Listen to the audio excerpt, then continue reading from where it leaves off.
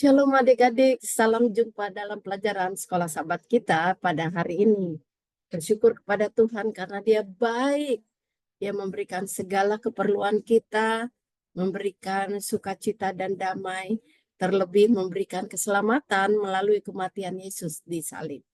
Sekarang kita mau berdoa sebelum belajar firman Tuhan. Marilah kita berdoa. Terima kasih Yesus karena Engkau baik dalam hidup kami. Dan sekarang apabila kami belajar firman-Mu, kami mengundang Roh Kudus mengajari kami, agar kami mengerti rencana Tuhan bagi kami, dan kami boleh menghidupkannya dalam hidup kami.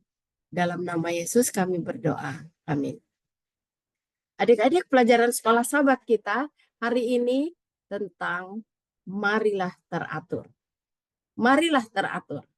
Dengan ayat hafalan yang terdapat dalam 1 Korintus pasal 14 ayat 40. 1 Korintus 14 ayat 40. Tetapi segala sesuatu harus berlangsung dengan sopan dan teratur. Segala sesuatu harus berlangsung dengan sopan dan teratur. Nah, itu pekabaran yang sangat penting untuk kita. Karena Tuhan mau kita selalu teratur, bersih, disiplin, agar Dia dapat memberkati kita. Nah, pelajaran kita tentang Musa. Masih ingat Musa dipanggil untuk kembali ke Mesir. Memberitakan kepada Firaun untuk mengizinkan bangsa Israel itu kembali. Dan sekarang dia bersiap-siap untuk tugas itu. Nah, dalam perjalanan, dia membawa istri dan kedua anaknya. Namanya Gerson dan Eliezer. Gerson dan Eliezer. Tetapi dalam perjalanan menuju ke Mesir, terlintaslah ide. Siapa tahu pekerjaan itu sukar di sana. Jadi untuk sementara, Sipora istrinya dan kedua anaknya Gerson dan Eliezer dikembalikan ke Midian bersama dengan kakeknya yang bernama Jitro. Nah, selang beberapa lama, mereka mendengar bahwa Tuhan telah melakukan pekerjaan yang besar untuk Musa dan bangsa Israel. Bagaimana tulah yang terjadi di Mesir. Bagaimana Laut Merah itu terbelah. Bagaimana turun dari surga. Begitu juga tiang awan dan tiang api yang melindungi mereka sepanjang hari. Nah, oleh sebab itu, dia atau Jitro memutuskan untuk membawa Sipora anaknya dan kedua cucunya, Gerson dan Eliezer, untuk bertemu dengan Musa di padang belantara. Perjalanannya cukup jauh adik-adik, tetapi sangat menyenangkan. Pertemuan pada saat itu memberikan sukacita yang besar. Musa kembali bertemu dengan keluarganya. Keesokan harinya, setelah mengamati pekerjaan Musa, Jitro melihat Musa terlalu lelah. Sepanjang hari dia duduk dengan bangsa itu. Apa yang dilakukan? Dia menjadi hakim, menjadi penasihat, mendoakan setiap orang yang datang memohon nasihat untuk mereka. Tugas ini terlalu berat. Jitro memperhatikan dari pagi sampai malam.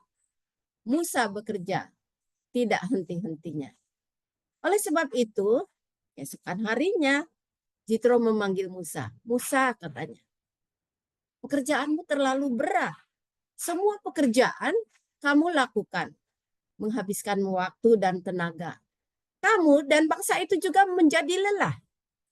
Jadi, kita memohon bantuan Tuhan, agar Tuhan menyetujui rencana ini. Bagilah bangsa itu menurut 1.000 orang, 100 orang, 50 orang, dan 10 orang.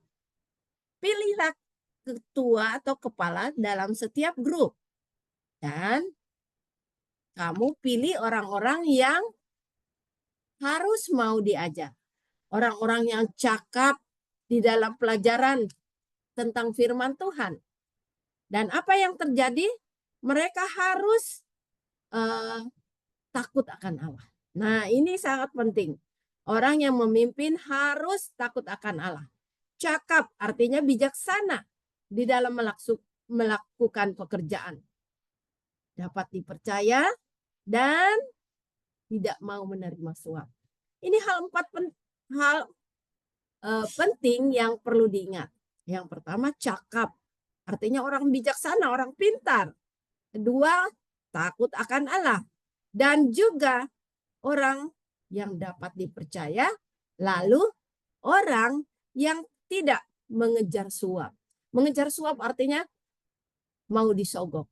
Mau diiming-imingi, dikasih uang, terus mau memberikan keputusan yang salah. Jadi setelah mempertimbangkan hal ini, Musa menerimanya.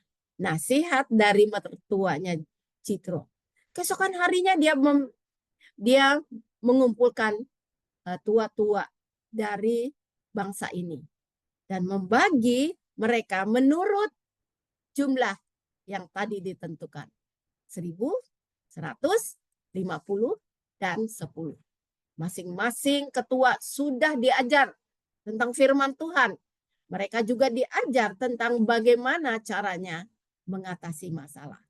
Jadi masalah yang kecil diselesaikan dalam kelompok kecil. Masalah yang besar baru diberikan kepada Musa. Musa sangat senang dan pekerjaannya lebih mudah. Semua dilakukan dengan disiplin dan teratur. Kita juga, kalau kita mau disiplin, teratur, bersih, itu akan mencegah kecelakaan, mempermudah pekerjaan, dan mempercepat.